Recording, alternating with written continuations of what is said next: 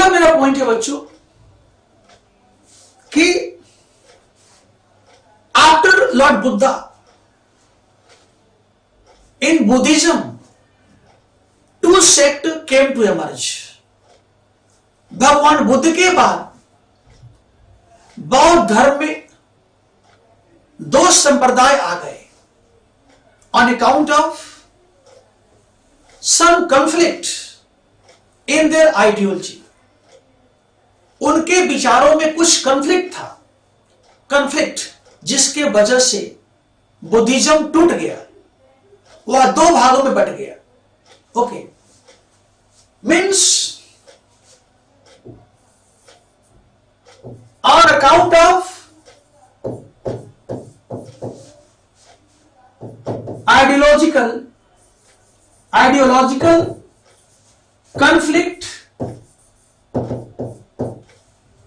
Buddhism came to be classified into two parts.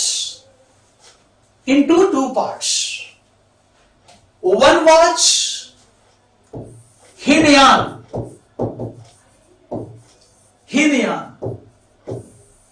and the other was Mahayana.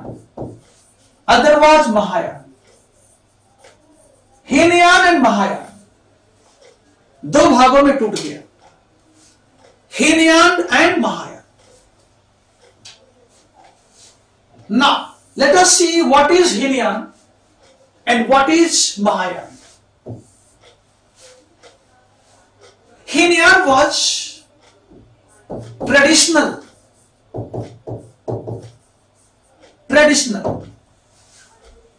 Mahayana was progressive. It was progressive. यानी जो हीनयान है वह परंपरावादी है, traditional है। उसके अनुसार भगवान बुद्ध के द्वारा स्थापित परंपराओं में हमें कोई बदलाव नहीं करना चाहिए। उन परंपराओं में हमें कोई बदलाव नहीं करना चाहिए, जो है उसको रहने देना चाहिए। We cannot change the established traditions of Buddhism. So it was orthodox, static, unprogressive. On the other hand, Mahayana was progressive because it was recommending to bring about some changes in Buddhism in response to changing time. Mahayana was saying that we should respond the change of time, and that's why it was responsive, it was dynamic. Okay, second thing, जो हीनयान है बच्चों, वह कहता है कि भगवान Buddha he was not a god. वह भगवान बुद्ध को भगवान नहीं मानता है, वह भगवान बुद्ध को एक भगवान नहीं मानता है, गॉड नहीं मानता है, एक पुरुष मानता है, एक महान पुरुष मानता है। Just he was a great person, not a god. वह भगवान बुद्ध की वर्शिप करने की बात नहीं करता है, पूजा करने की बात नहीं करता है कि पूजा उनका होगा। वह भगवान बुद्ध की मूर्ति बनाने की भी बात नहीं करता है, वह भगवान बुद्ध की आइडल बनाने की बात भी नहीं करता है।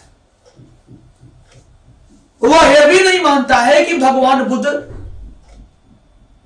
एक अवतार थे, he was a incarnation of God, वो भी नहीं मानता है। यानी अवतार भी नहीं मानता है, इनकारनेशन का जो सिद्धांत है उसको भी नहीं मानता। लेकिन महायान सबको मानता है, यह सबको मानता है। Mahayana believes in this idea that he was a god, he should be worshipped, and there should be some temple, some idol of Lord Buddha to worship him. It also believes in the theory of incarnation, अवतारवाद के सिद्धांत में विश्वास करता है। कौन? माया। इसके बाद हम देखते हैं कि हीनयान में कहा गया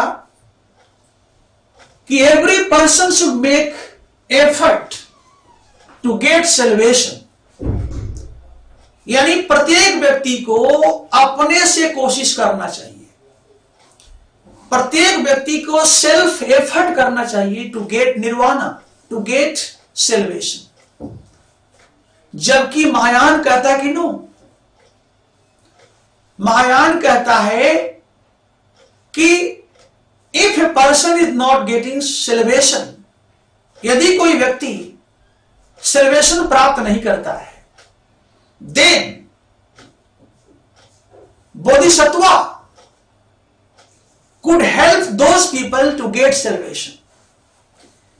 यानी महायान में एक सिद्धांत है बोधिसत्वा, बोधिसत्वा, सत्वा, बोधिसत्व। महायान में एक सिद्धांत है किसका? बोधिसत्व। बच्चों, बोधिसत्व उसको कहते हैं कि जिसने ज्ञान को प्राप्त कर लिया है।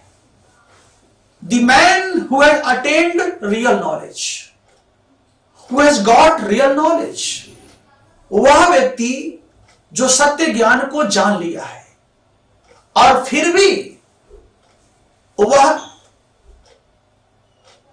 दूसरों को मदद करना चाहता है